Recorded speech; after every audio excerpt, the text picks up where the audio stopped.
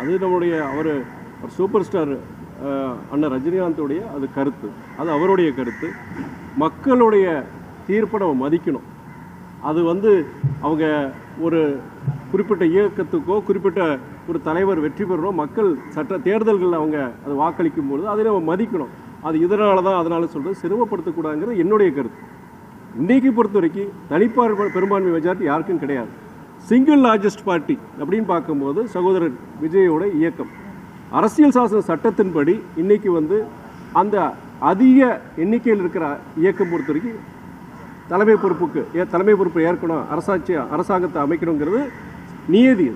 அதன் அடிப்படையில் அவங்க அரசாங்கம் அமைச்சிருக்கிறாங்க. எதன் அடிப்படையில் ஜனங்களை பொறுத்த வரைக்கும் அவங்க ஏதோ ஒரு காரணத்துக்காண்டி ஒரு மாற்றத்தை விரும்பி அவங்க இன்றைக்கி அவருக்கு சகோதரர் விஜய்க்கு ஆதரவு கொடுத்துருக்குறாங்க. அதை வேறு விதமாக கொச்சைப்படுத்தி பேச நான் விரும்பலை. ஆனால் மக்கள் தீர்ப்பு மகேசன் தீர்ப்புங்கிறது படி அதை மதிக்கணுங்கிறது என்னுடைய நிலைப்பாடு.